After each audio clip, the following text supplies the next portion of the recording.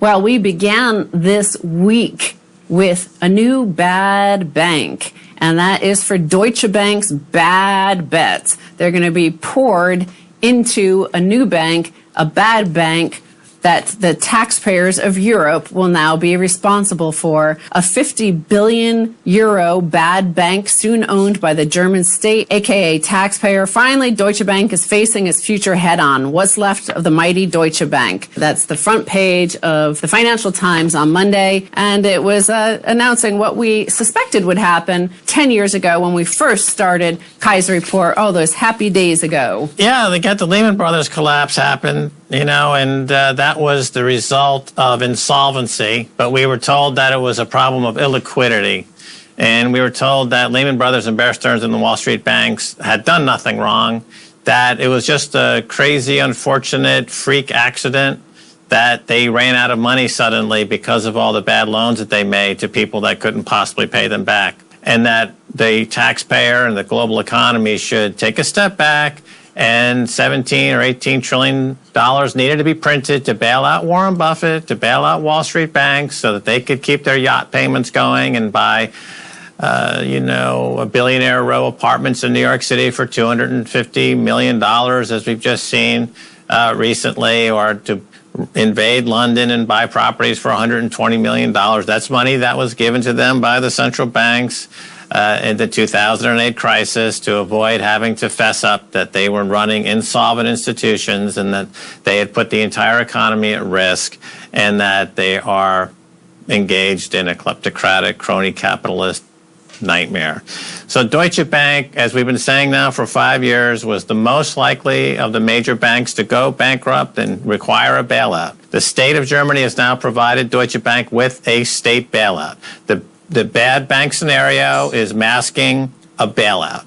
And the accounting fraud at Deutsche Bank is only now just being revealed at the tip of the iceberg. They're sitting on half a quadrillion worth of worthless derivatives that, if you mark to market, would be greater than 5 times global GDP. This is, in fact, the beginning of Lehman 2.0. This is why gold goes up in price, because it's discounting a major economic collapse. This is why Bitcoin, which is the virtual digital version of gold, no matter what Peter Schiff says, no matter what Miss Shedlock says, it is gold 2.0. That's now definitively been the case. Don't come at me with all of your crazy conspiracy nonsense. And so we enter into another phase of the global financial crisis. Right now, Deutsche Bank, the tip of the spear, as we've been saying for years. Only keep money in Deutsche Bank you're willing to lose. The banking system's about to implode. We're on the cusp of a nightmare. And it's easy to predict if you're willing to look at some simple facts. This show, Kaiser Report, has been airing for 10 years. We started back in 2009 during the midst of the crisis. This is Deutsche Bank's share price. This is in 2008. Down to 2009, while all the intervention by the central banks has been keeping some of it afloat, now down 95% since its 2008 high. One thing that has been happening since the beginning of the financial crisis is early on we had this debate of inflation versus deflation. We had a evenly split between our guests. Some said it was going to be inflation. Some said it's deflation.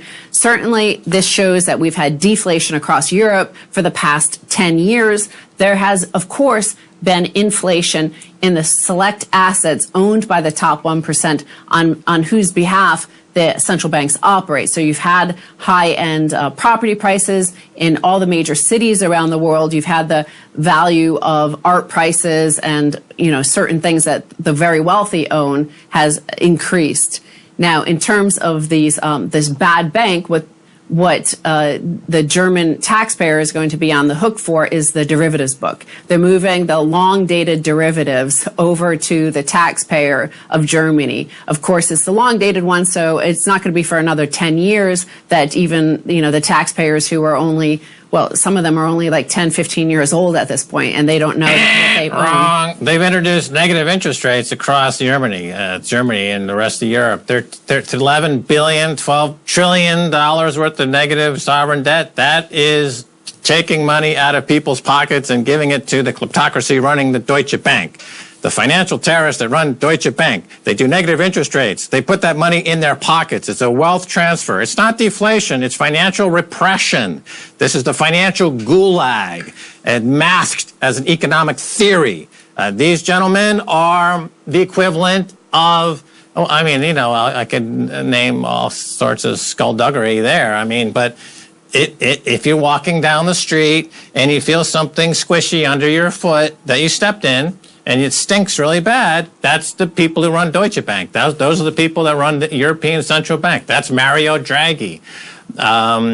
It goes beyond simply a racket and a crime wave. This is a psychotic cult that's bent on not only an eco-holocaust, but an economic genocide. So this is what we've been saying. It's happening now. Gold and Bitcoin, can't say it often enough. Let's compare at that time when we were back in 2008, 2009. Deutsche Bank and JP Morgan had the two largest derivatives books in the world. This is the share price of Deutsche Bank, down 95% since 2008. This is the share price of JP Morgan, up 400% since 2008. So these are the two different policies. This is what it is to be the reserve currency of the world. This is what it is to be the Federal Reserve versus the ECB. This is NIRP, negative interest rate policy, versus interest on excess reserves that was introduced to help out. This is the bailout. JP Morgan was definitely bailed out.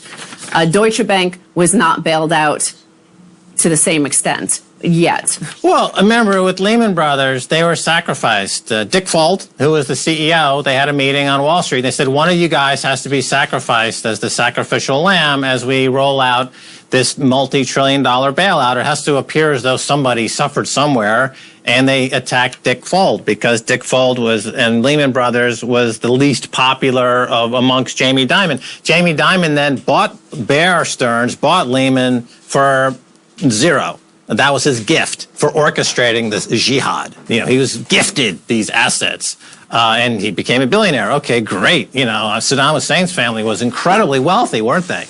So is Jamie Dimon, and they're cut from the same cloth. So big freaking deal. Anybody can burn a forest fire down if you have the insurance on the forest fire and collect the money. That doesn't take talent to be an arsonist if you're getting paid on the destruction of the forest. It's not a talent that we applaud in society, but we do in America. Deutsche Bank, as you know, has essentially been nationalized. Certainly all their bad debts have been nationalized. It might now, the bankers at Deutsche Bank might do very well now that they no longer have those bad assets. It's just the taxpayer, and they could start celebrating.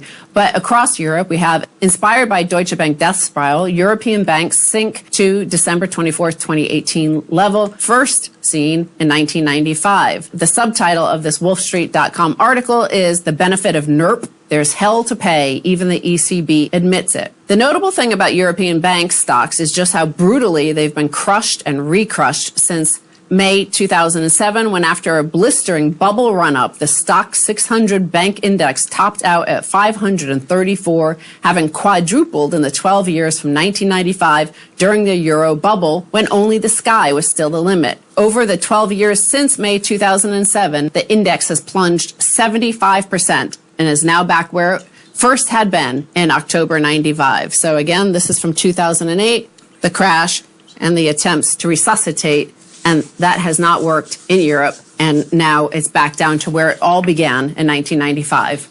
Predictably, in a free market system, those who are committing fraud or can't compete or become insolvent, they're supposed to be weeded out of the system and to make room for new companies, new managers. It's based on the Enlightenment. It's based on Adam Smith. It's based on nature. It's not about cancer, which is Deutsche Bank, JP Morgan. they keep feeding it sugar. Cancer feeds on sugar, and the central bank prints the sugar in the case of the free money. And so they feed the cancer. And you have millions of people on the street protesting. You have all kinds of social unrest everywhere. You have the global insurrection against banking occupation. But these central banks keep printing sugar.